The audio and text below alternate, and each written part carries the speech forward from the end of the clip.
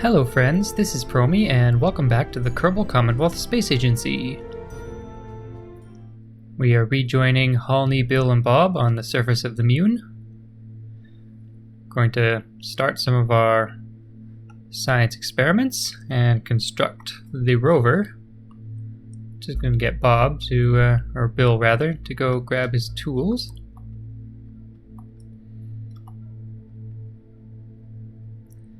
Got the special screwdriver for the surface experiments package. I believe that's in his seat. Oh no, he's got them in his inventory right now. So that's good. Just need to go to our containers. Let's see. Open up his inventory.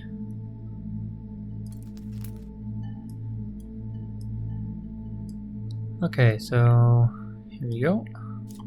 Power connectors, need the central station, retroreflector, interior heat probe, and ion detector. Oh, can't fit that in right now. Is there anything else we need? I think that's it. We can start setting them up and then get the last experiment.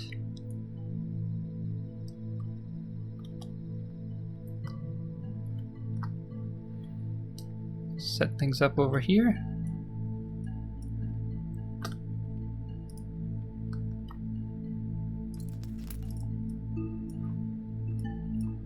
Okay, so let's get the central station out.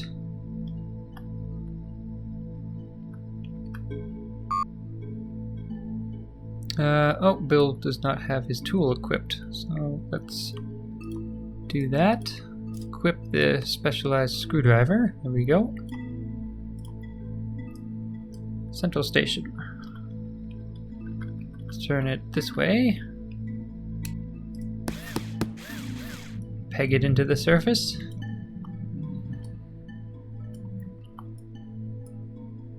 Okay, let's put our retroreflector down.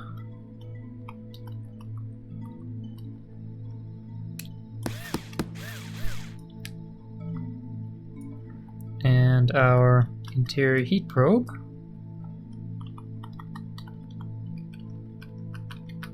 That's the right direction. Okay, so we can plug those in to extend the antenna.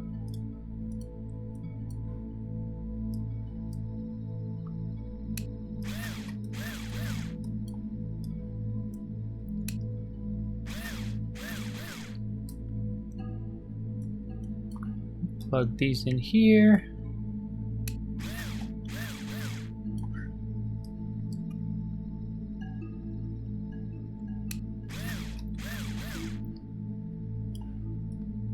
And just gonna put this one in between. Oops.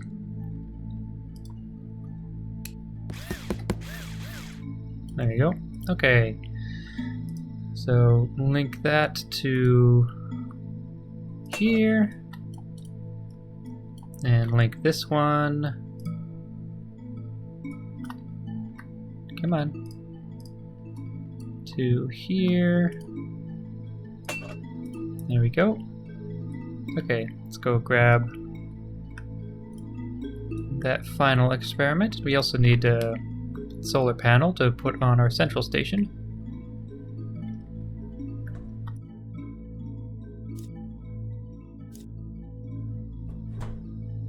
Go back over to our setup. Put down the cold cathode neutral ion detector.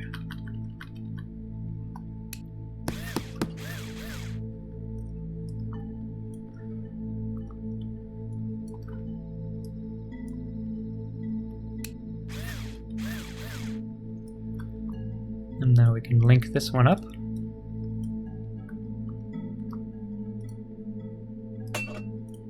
There you go, and I'm going to put this solar panel here. I guess really this spot is for solar panels, but I'm just going to stick it right on top here. That way the station won't get in the way of charging itself.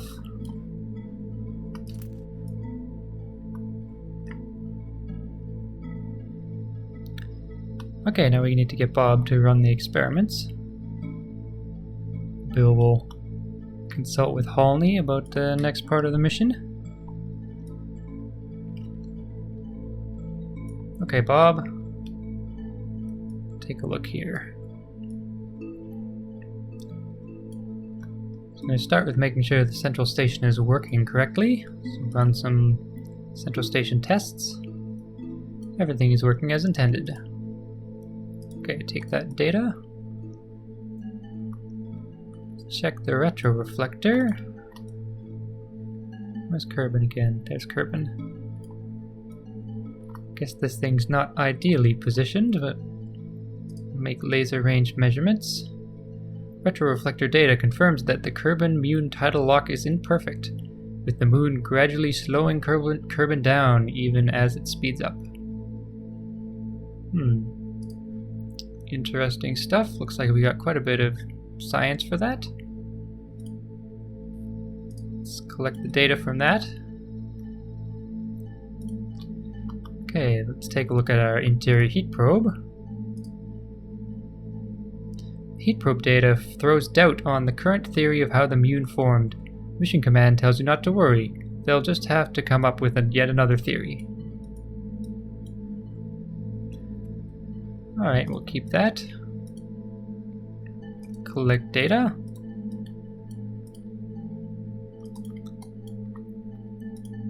That little waypoint thing is always coming up when I right click on them. Make exosphere readings.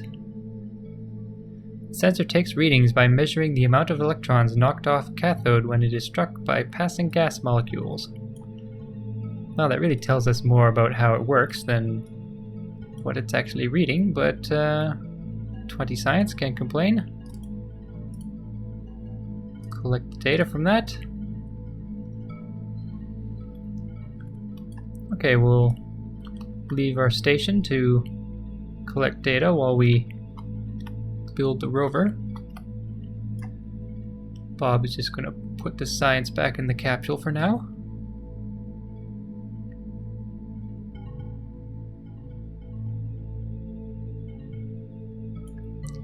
And let's see here.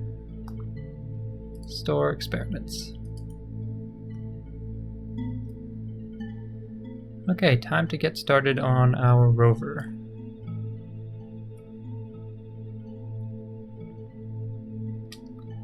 Okay, Bill, let's get some more parts for our rover.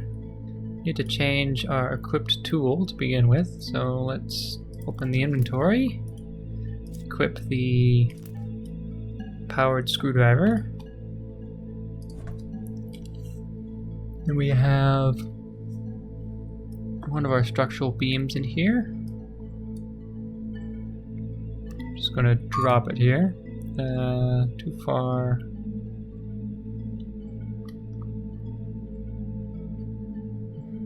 Alright, I'm just going to drop it here. Yep. And then we can put the other stuff in our inventory. Can we reach the other one? Yeah, it looks like it.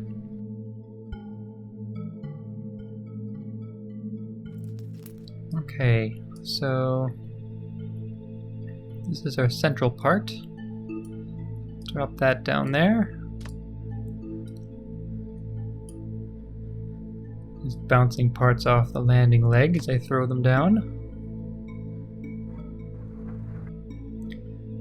Okay, what can we fit in our inventory here? Let's put the solar panels in here.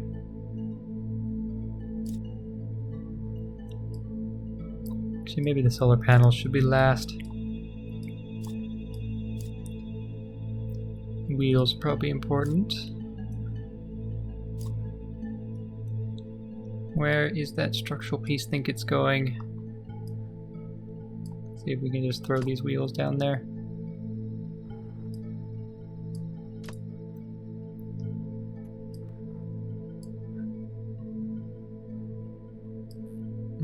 command seats.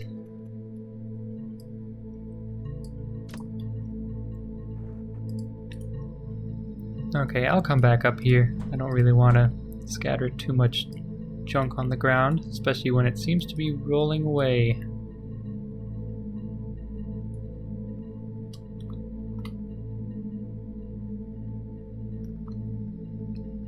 Come here, you.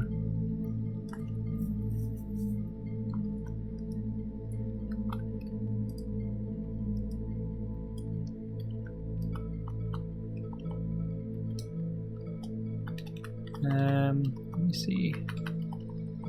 Yeah, like that. And then... Nope. Okay. Is it gonna start rolling again? No, I think it's gonna behave. Not. Let's grab one of these beams. This is gonna be a little tricky with this thing moving around.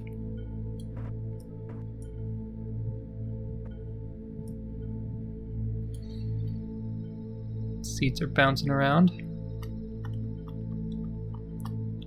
This is all kind of fiddly. I think I'll definitely be speeding this part up.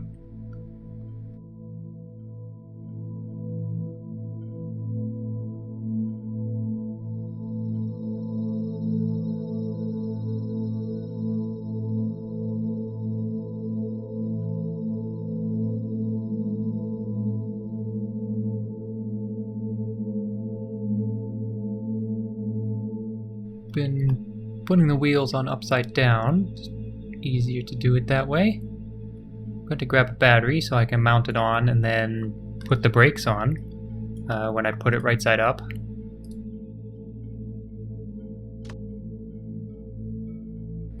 Oh no. Come back, Rover. Let's see if we can board this and get it under control.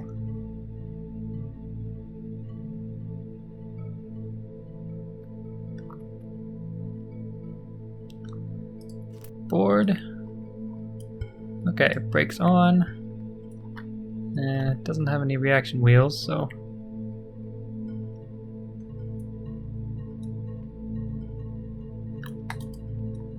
Come on.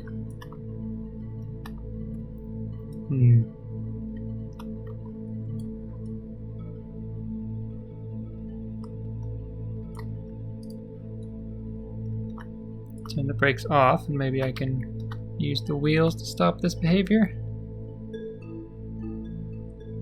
Well,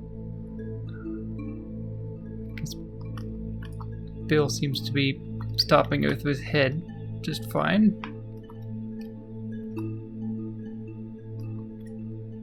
Okay, still rolling.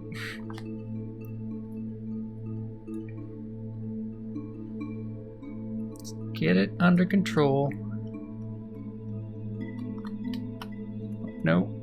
Maybe I should have put a little reaction wheel on this thing.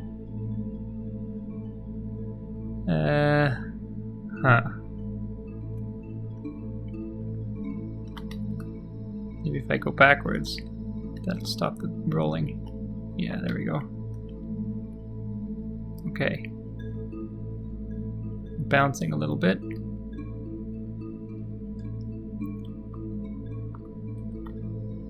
Okay, I think we've got this under control now. Mune's low gravity is not really doing us any favors.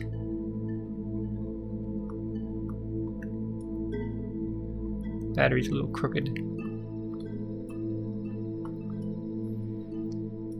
Okay. Let's put on the brakes.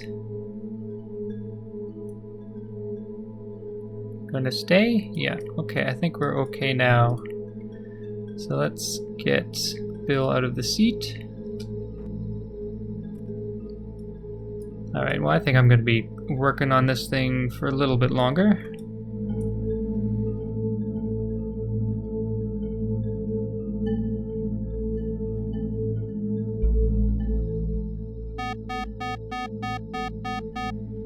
Uh-oh. Battery has short-circuited. Let me just throw this back into inventory. What battery? Which one? This one? Inspect. That seems fine.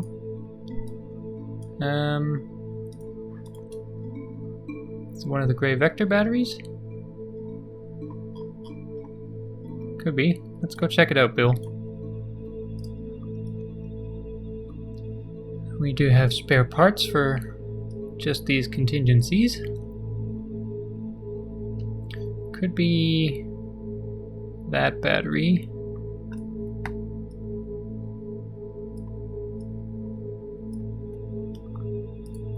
Let's take a look. This part has failed. Okay. Well, we should have some spare parts in our command pod. So take spares. Let's repair this battery. Battery repaired. Okay. Fix the short circuit.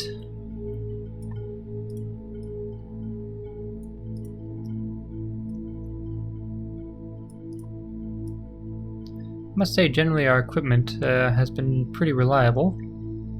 It's only the second part failure I've seen since that wheel exploded on the runabout on that one time. Okay, let's go back to constructing our rover.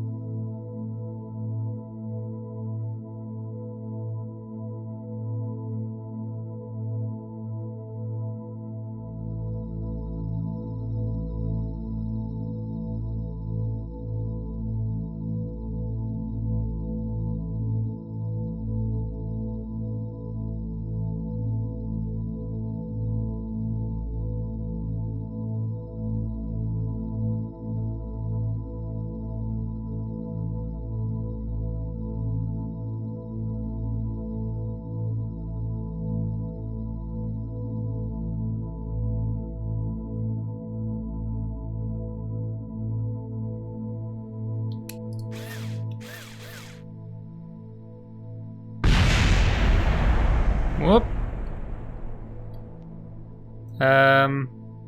Something exploded. What exploded? Bill Kerman debris. That doesn't tell me very much. I think it was one of our solar panels. Well, that's okay. That was kind of unexpected.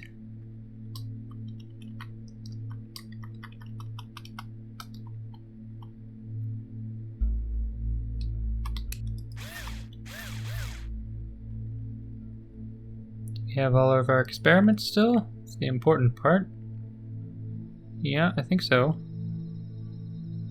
Yeah, I think it was just a solar panel.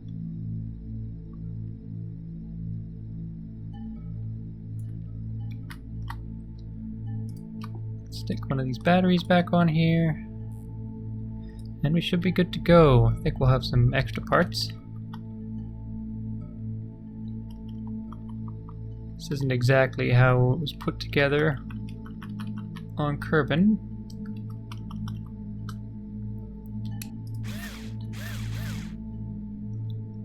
Should be good enough. Okay, put that battery in our inventory.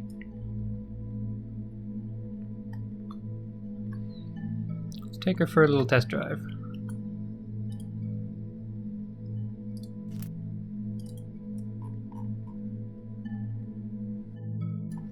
Well, first we have some experiments to do here because we haven't done a laser scan yet. Since our only laser scanner was for mounting on the rover, so let's do that.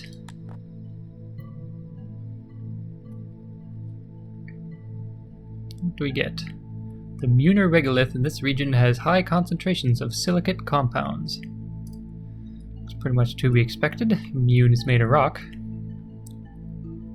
Okay, the other stuff we don't really need because all those experiments were done on the gray vector for this biome, which is the highlands.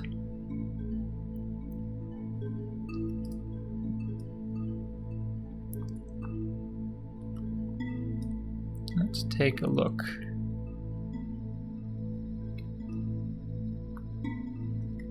I don't have a whole lot of steering authority because of the Mune's low gravity. And I guess we have enough. Speed is not great, but it's certainly better than traveling on foot. And we're flying.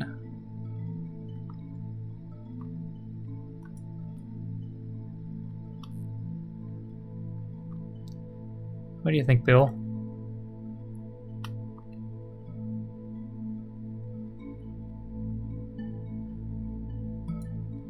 Let's get our lights on.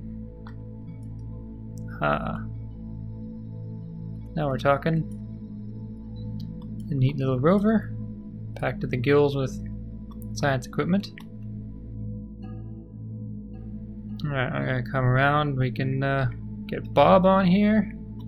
And oh, Bill, what you doing? No, no, no, no, no, no, no. That's not a good sound. Oh, Bill.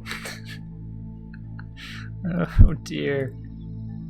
Okay, rover's fine. Everything's fine. Nothing is ruined. Maybe Bob should drive. Yep. Car crash in slow motion.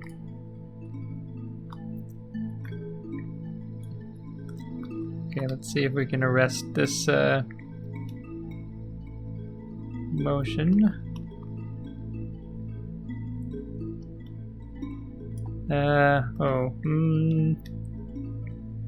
Okay, no, okay, backwards, no.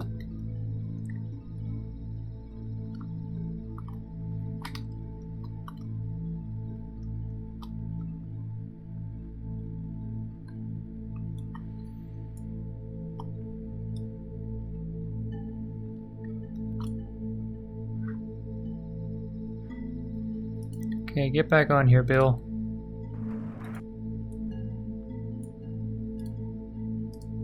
Board.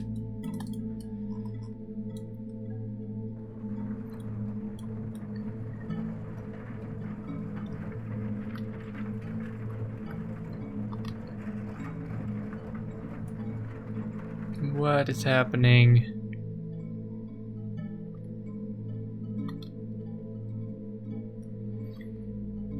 Okay. Bill has stopped ragdolling, so hopefully we can get this thing under control now. Just take that back, and then forward. No bouncies. Nope. What's the best way to counteract this? Oh, clearly not that.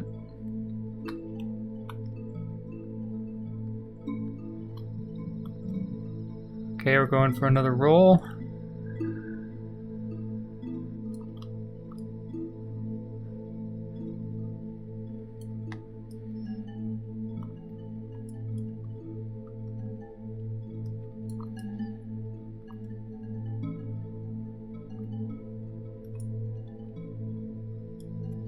Okay, we have managed to get the rover under control. Sort of. Still kind of flying across the surface.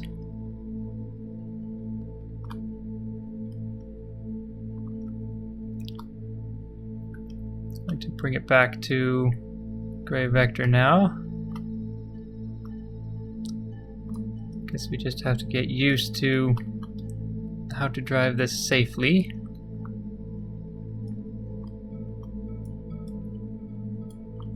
Wonder what our options are on the wheels.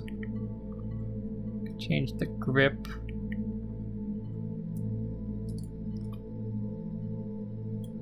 I'd like to change the amount of spring they have. I don't think that's an option.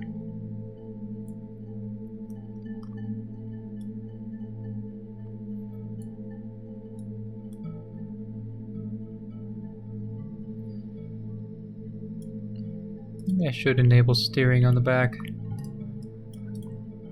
So we are having trouble.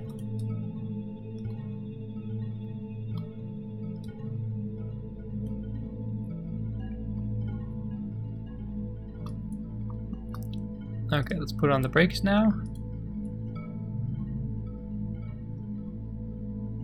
And not flip over. Okay, switch to Bob. Now grab the laser data.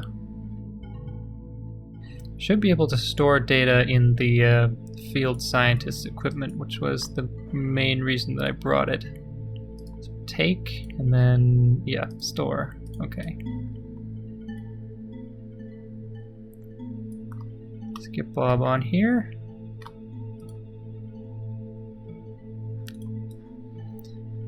Actually, we should probably pack up the surface experiment package because we want to take that with us. I think Halney will remain at the ship. I'm sure she has some diagnostics she wants to do. She can take samples of the landing site. Seems like the batteries on the rover pulled all the electric charge out of Bill's suit, so probably want to go back to the ship, replenish his suit batteries. And board. And get our suit all recharged. While we're here, we might as well transfer fuel back into our upper stage. So we won't need the lower stage again.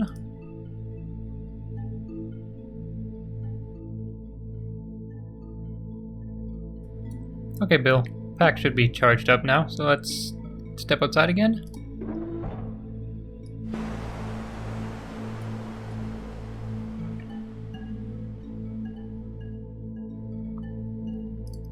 Now we are going to pack up our surface experiment package here. Let's just unlink all the cables.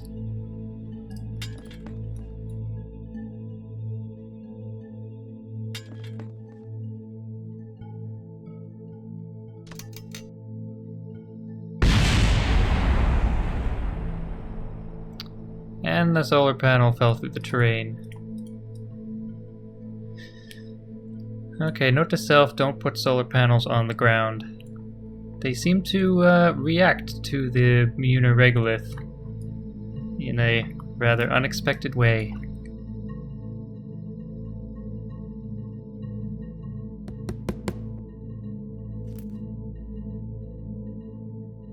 Okay, I just ran all of our experiments again and stored them into the field scientist equipment, just so that Science Alert would stop bugging us when it's not actually a new biome, because we have a copy of all those experiments on the Gray Vector.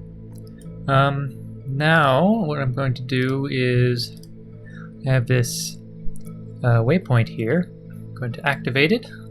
This is using the latitude and longitude coordinates that we got from the lily pad as to the location of that anomaly. See, it's 20 kilometers away, or 21 more like. It's over in that direction. Halney is now back on the ship. She's going to stay there while we go on our little trip. So, let's get started. Now, hopefully, Bill has learned something about driving this thing, so we're going to try to be careful.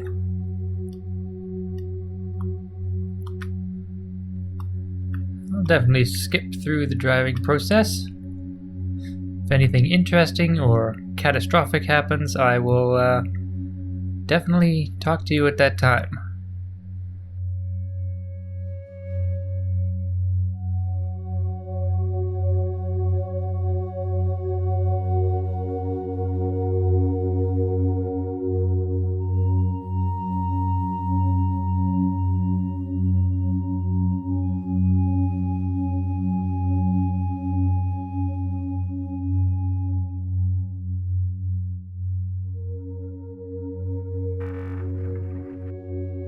applied the brakes a little bit too hard there. Too high a speed. Bill was thrown from the rover. It's like Bob's still in his seat. We're going to try to get it right side up. I think everything is still intact. How you doing, Bob? You look a little bit stunned. Or no, you're gibbering away. Are you ragdolling or can you get out? No, you're fine. I'm gonna get you out of your seat. There we go. Let's see if we can... No. I was hoping if I could push the rover right side up again. It doesn't look like the case. I'm gonna try to right it. If I can grab it. Problem I have with the Kerbal attachment system, as we saw before when we were constructing the rover, is that you can't raise it so the wheels are out of the ground. And it tends to fly off in a random direction when it pops up that way. So I'm going to see if we can use Bill's head, or maybe we can use where the rover is now to put it right side up. Yeah, that might work. Okay, let's drop it there. Yes, okay. Good job, Bob. Let's get on the seat so we can turn the brakes on.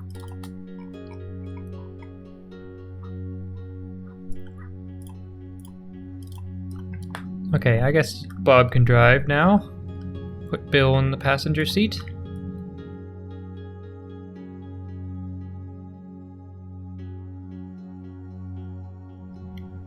Okay, onward.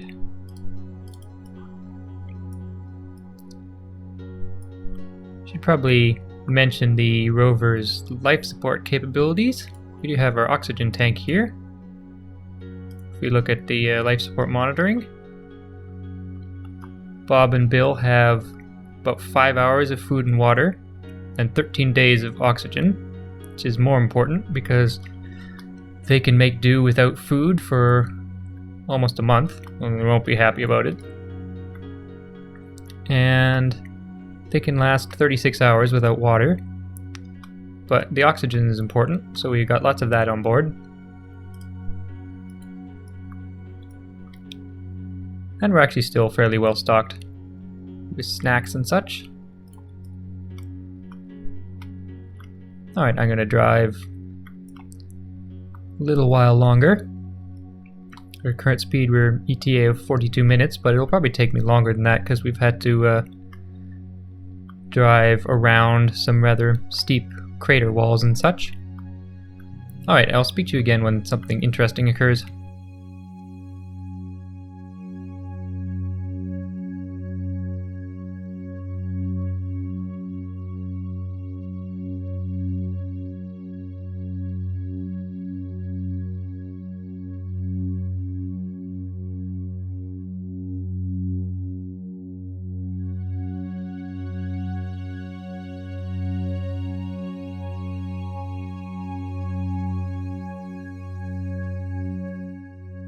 The rover just needs to sit in the sun idle for a little while to recharge its batteries. We've just stopped at this crater cliff. Got a nice view of, oh, it looks like actually a double crater. Two intersecting each other.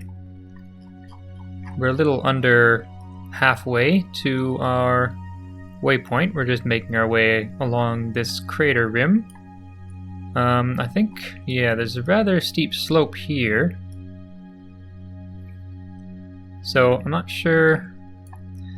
Our site is on this little mound here. I think once we get around this crater, we'll assess how steep that slope is. Might want to come along the top. We might have to get up on top of the hill with our EVA jetpacks. It might be too steep for the rover. Gray vector is back here somewhere. It's not actually showing up. Anyway, they're going to take in the view. We'll wait for the rover's batteries to recharge, and we will carry on.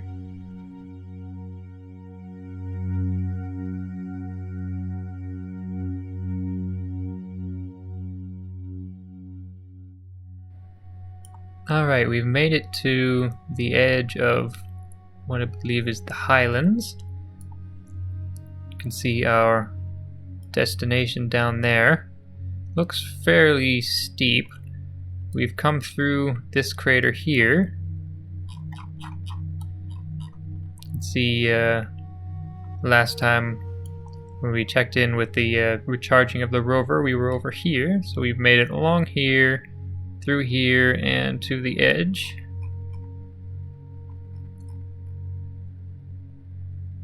So I'm going to try to sort of cut along this way, come down, make our way over to the site here. Yes, this ground does look rather treacherous. Wonder if we come along this way, and then maybe stop here and jetpack the rest of the way? Or we could go down this way, stop here. Well, we'll see when we get there. So, as always, onward.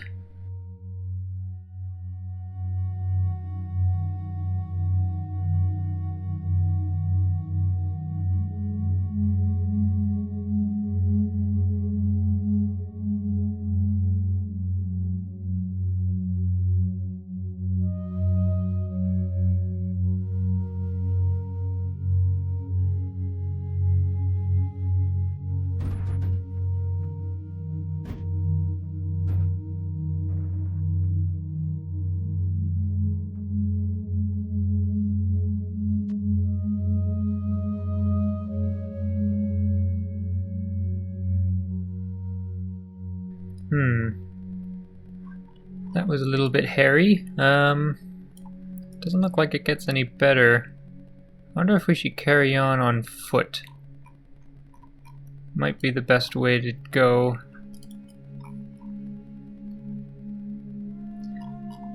Be nice if that's a different biome down there to have all our experiments, but yeah. Well, let's see here. Let's get Bill or Bob back out of the seat. I know Bill is actually carrying too much to use his RCS jetpack right now. Let's switch to him. Power down the rover's lights and leave seat. So let's see what we have for inventories here.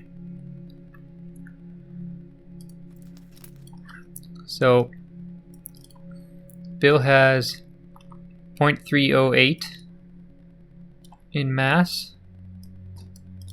Is that tons? Maybe 0.3 tons. Good thing we're on the Mune, I guess. Bill or Bob only has 0.14 with that central station. Let's mix it up a bit. We might want to leave some of our stuff behind.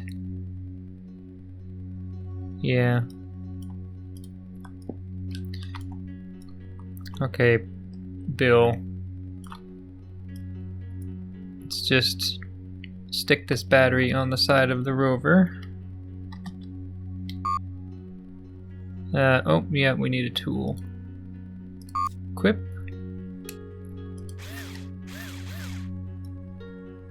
Okay, the rest of that stuff we'll need, but we can give some of it to Bob.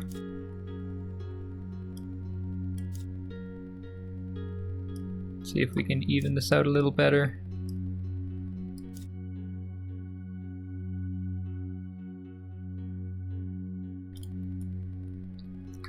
Okay, got Bob to follow Bill.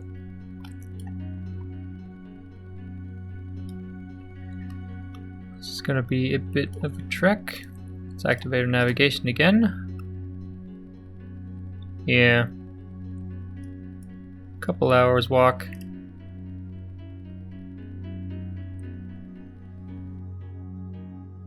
Still got plenty of supplies though.